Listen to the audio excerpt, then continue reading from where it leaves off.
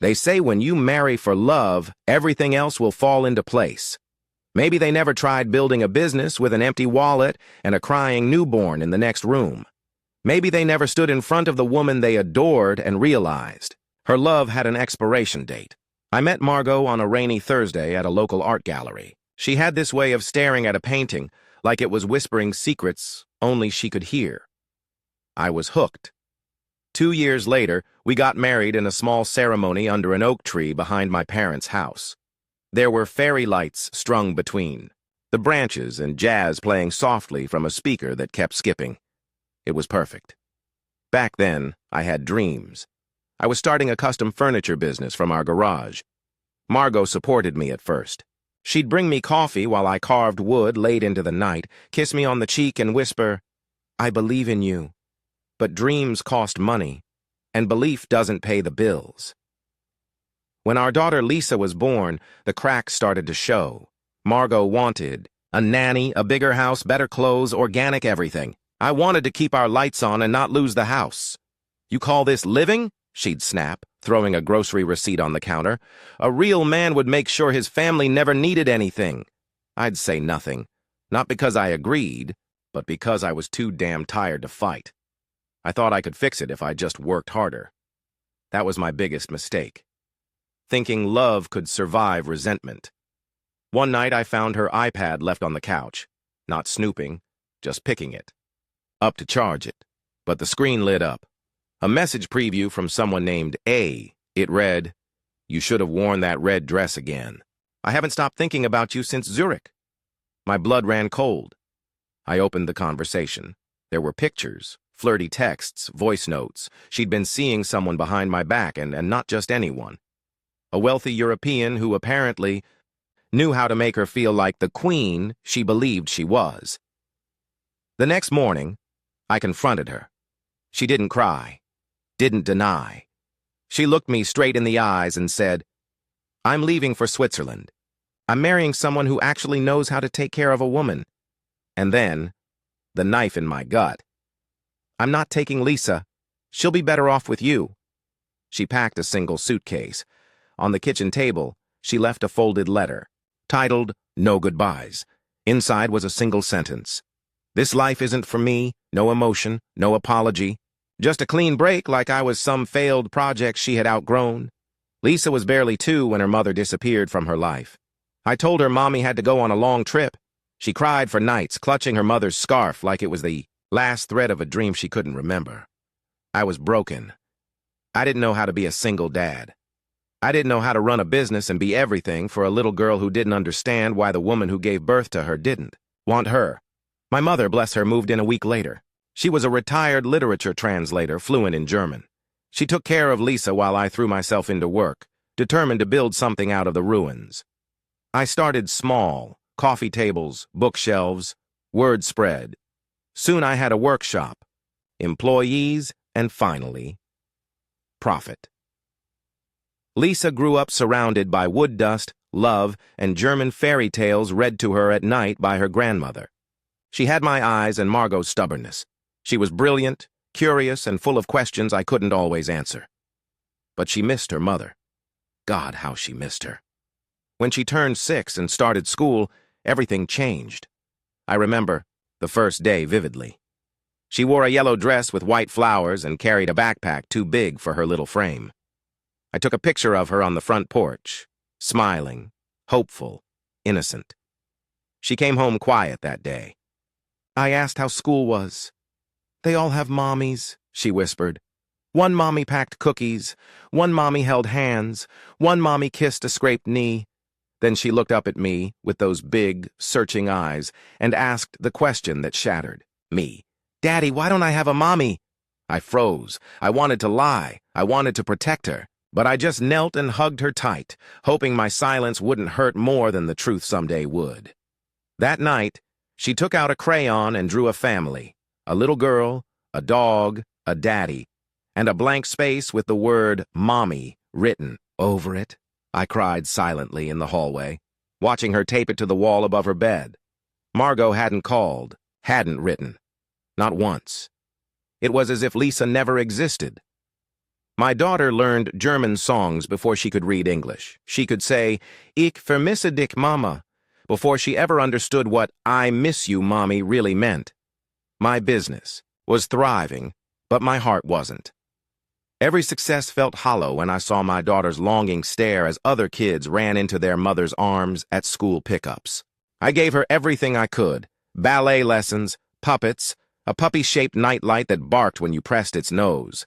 But I couldn't give her the one thing she wanted most, and deep down, I feared that someday Margot would come back. Not for me. Not even for Lisa. But for something else. I just didn't know yet how true that fear would become. It all started with a broken coffee machine and a screaming match at a roadside diner. I wasn't supposed to be there. The meeting I had that morning got canceled, and I took a detour to clear my head. But fate has a funny way of placing the most important chapters of your life in the most unlikely places.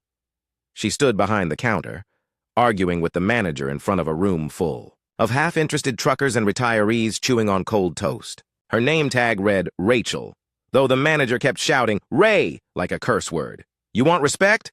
Try showing up sober," he snapped. "I had one drink after closing, Frank, and you've come in high twice this week." She fired back. I should have walked out, but I stayed. Maybe it was the fire in her eyes. Maybe I was just curious how it would end.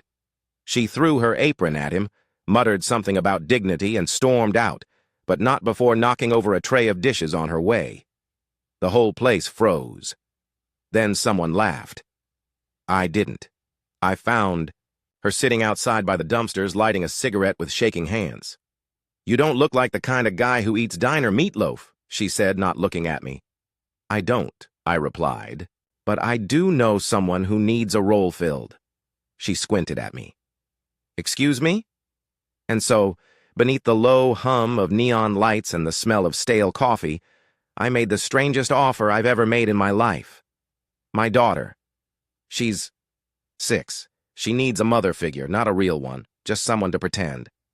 I'd pay you, but you'd have to agree to one thing. You're not her mother. You're an actress. Nothing more.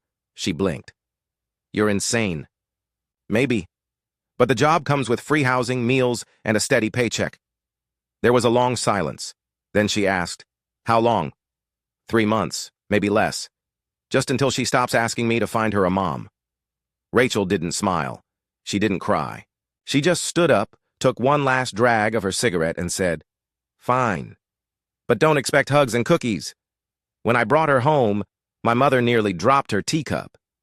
"You brought home a biker bar waitress?" she hissed when we were alone. "She looks like she bit someone on the way here." "She's temporary," I said. 3 months. She'll scare the child. She already lives with enough ghosts. Rachel had tattoos, a deep voice, and a mouth that could blister paint. She cursed under her breath when she tripped on Lisa's toys and never apologized for being late to breakfast. My mother gave her disapproving looks that would have set lesser women on fire. Lisa was fascinated. She watched Rachel like a hawk, wide-eyed, curious, confused. At dinner, she'd sneak glances. At bedtime, she'd whisper to her stuffed bear, "I think she's under a spell, Mr. Wuffles. Maybe a mean witch cursed her heart." One day, Lisa brought her a drawing.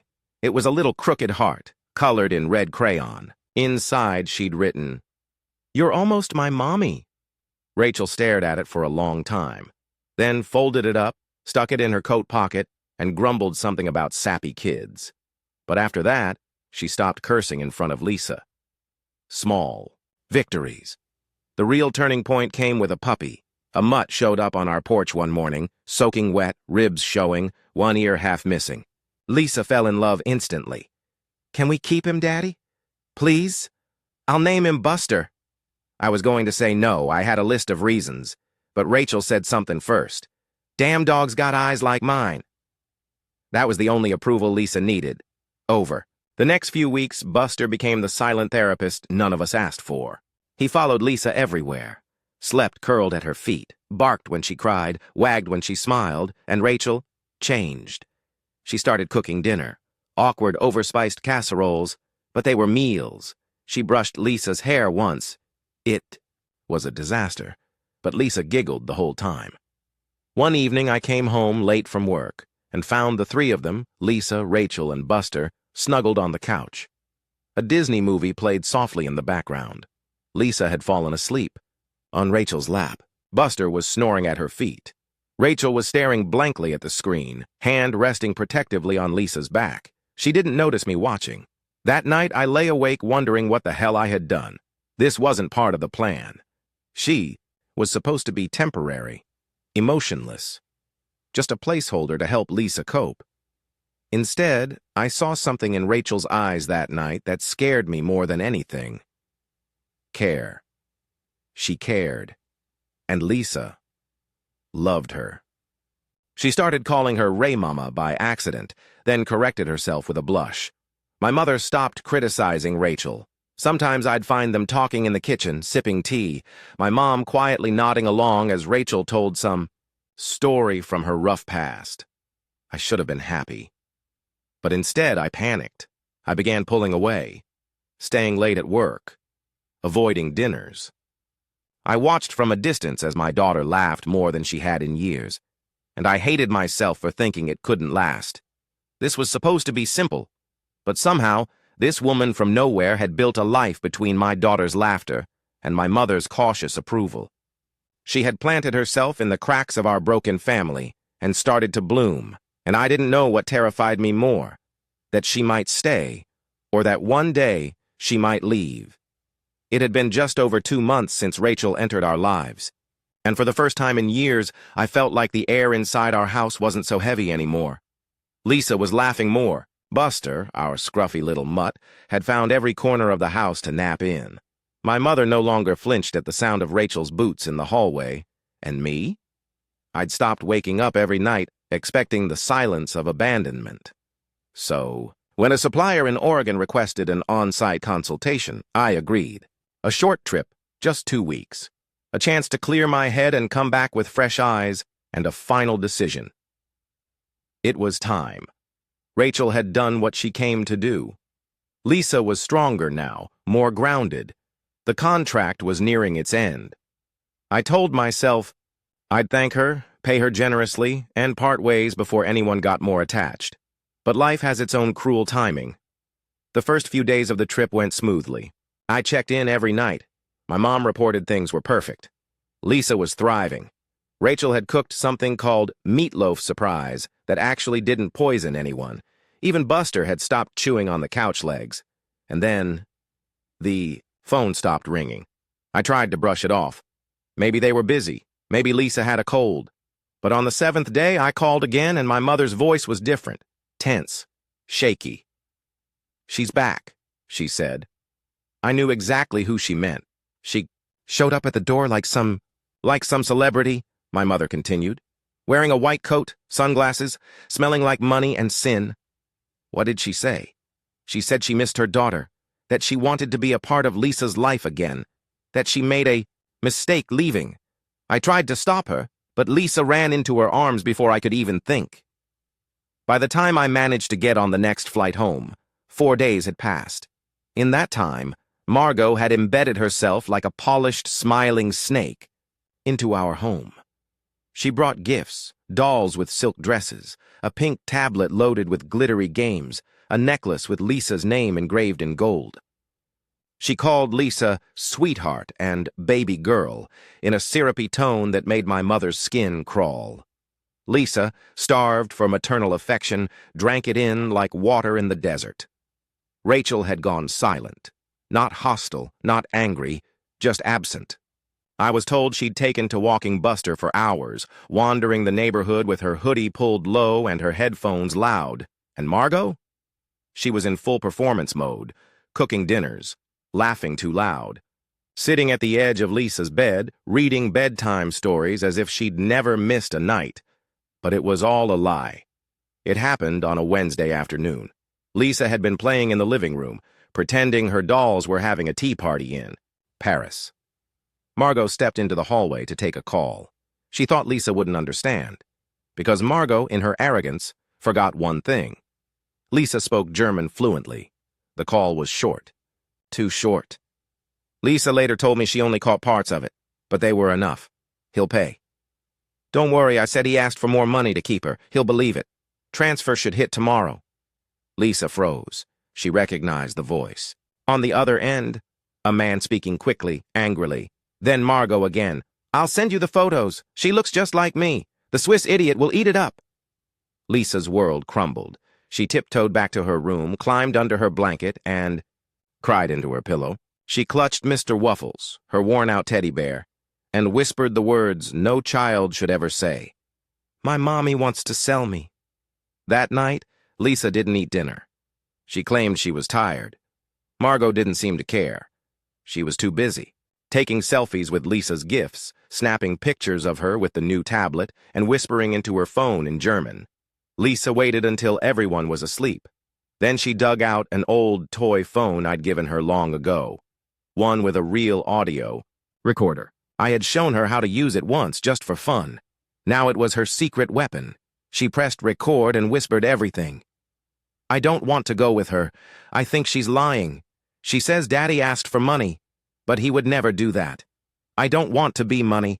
I just want my real mom. She tucked the toy under her pillow and cried herself to sleep. The next morning, Rachel found the letter. A crumpled piece of notebook paper with crayon drawings around the edges. In Lisa's careful handwriting, it read, I don't want to be money. I just want someone to stay. Rachel didn't ask questions. She walked straight into the kitchen and dropped it in front of my mother. She's lying, Rachel said through gritted teeth. And she's using that little girl for something disgusting? I know, my mom said, but you'll never convince her father until he sees it himself. I landed 2 hours later. The first thing I did when I walked in was hug Lisa. She clung to me tighter than she had in months. Something in her eyes, fear, confusion, betrayal, told me that the cheerful surface was just a show. Then I turned the corner and saw Margot, flawless as ever. Lipstick red, smile white, heart black. She kissed me on the cheek like no time had passed. Look at our little family, she purred. We can make this work again. And for a split second, I almost believed her. But then I saw Rachel, standing silently in the hallway, her eyes locked on mine. No tears, no anger, just disappointment. Lisa tugged on my hand that night and whispered, Daddy. Can I show you something? She led me to her room, pulled the toy phone from under her pillow, and hit play. And just like that, Margot's perfect little act came crashing down. I didn't sleep that night, not a second. The audio on Lisa's toy phone played in my head on a loop, each word tightening around my chest like a noose, her tiny voice trembling as she tried to make sense of betrayal, of being used, of not wanting to be money. By sunrise, I had made my decision. Rachel was packing when I knocked on her door. She didn't look up. You don't have to say it, she muttered. I know. I placed the envelope on her bed, her full payment, plus more. She stared at it, then finally turned to me with red-rimmed eyes. You said I was just an actress, she said. So I played the part, but somewhere along the way, I forgot it was pretend. She didn't wait for me to reply. She grabbed her duffel bag, called for Buster, and walked out of the house without looking back. Lisa saw her from the window, and then everything shattered. The screaming started before I could even close the door. You're making her leave, Lisa sobbed, her tiny fists pounding against my chest. You made her go! She's my mom! No, sweetheart, I whispered, trying to hold her. She's not. She is, she screamed. She's the one who stayed. You don't even. No, you don't know anything. She ran upstairs, slammed her door, and didn't come out for hours. Meanwhile, Margot was already setting the table for breakfast like nothing had happened. Kids are so dramatic, she said lightly, placing syrup on pancakes Lisa wouldn't eat. She'll forget by lunchtime. But I wasn't listening anymore. I was thinking about that recording, the voices, the lies, the quiet devastation behind Lisa's words. I climbed the stairs slowly and knocked on my daughter's door. Lisa, I said gently, I need you to tell me everything, again. She sat on her bed, knees tucked to her chest, eyes puffy and tired. She didn't cry this time. She just talked about the gifts, the fake smiles, the phone calls in German. About how she recorded everything because she didn't know what else to do. And then she pulled a folded piece of paper from under her pillow and handed it to me. It was a letter, scrawled in purple crayon. Dear Rachel, if you're not a mom, then who are you? Because you feel like one. Love, Lisa. I walked downstairs, letter in hand. Margot was sipping orange juice and scrolling through her phone. She looked up at me, all fake warmth and glossy lips. What's that? Your ticket out, I said. She laughed, until she realized I wasn't joking. You can't be serious. I dropped the letter in front of her, then the phone, then the envelope with the screenshots from Lisa's recording app. She didn't even deny it, just narrowed her eyes. You think you're going to take the moral high ground now? She hissed. You're a failure. Always were. I gave that girl life. I can take it back. I pointed to the door. She left in silence, slamming it so hard the kitchen clock fell off the wall. I thought it was over. But pain has a way of echoing. That night, I went to check on Lisa. She was gone. Her window was cracked open. Her shoes were missing. So was Buster's leash. My hand started shaking, my vision blurred. I ran through every room, calling her name. My mother joined me, frantic, and then we found the second letter, taped to the refrigerator. I'm going to find my real mom. Don't be mad. I just need her. Love, Lisa. I called Rachel. I didn't care if she hated me. I didn't care if she never wanted to see me again. She picked up on the second ring. She's gone, I choked. She's looking for you. There was a pause. Then I heard her breath hitch. I'll be there in 10. We split up, checked every street, every alley, every park. Rachel searched the outskirts of the woods, a place Lisa once called Enchanted during a walk. It was getting cold. Too cold for a little girl with a sweater and a stubborn heart. Hours passed. And then, just as panic was starting to claw at the back of my throat, I heard barking, a weak, hoarse bark. I ran toward it, flashlight cutting through the trees, until I saw them. Lisa was sitting on a mossy rock, arms around Buster, who was limping and wet. Her face was pale, lips trembling, but she was holding him like he was her anchor to the world. Rachel was already there, kneeling beside her, tears running down her cheeks as she wrapped a blanket around them both. Lisa looked up at me, her voice barely above a whisper. Don't make her leave again. We brought them home. Rachel stayed the night, not in the guest room, but on the floor beside Lisa's bed, holding her hand until she fell asleep. I stood in the doorway and watched. Them. Something clicked in my chest. Something final. Solid. True. It wasn't about biology, or blood, or who gave birth. It was about who stayed, and Rachel had stayed, long after she had every reason to walk away. 2 years later, there's a photo hanging on the wall of our living room now. It's slightly crooked, framed in dark oak. Lisa's in the center, smiling, her arms around Buster and Rachel. There's paint on her face and grass in her hair. Above it, in Lisa's handwriting, is a caption. My real family. Rachel and I got married last spring. We didn't have a big ceremony. Just close friends, my mom, a few co-workers, and Lisa in a flower crown, standing between us with Buster barking as our ring bearer. Rachel's pregnant again now. Our second. When we told Lisa she was going to be a big sister, she ran around the house screaming with joy. She stopped in front of the wall photo and pointed to it. Don't change it, she said.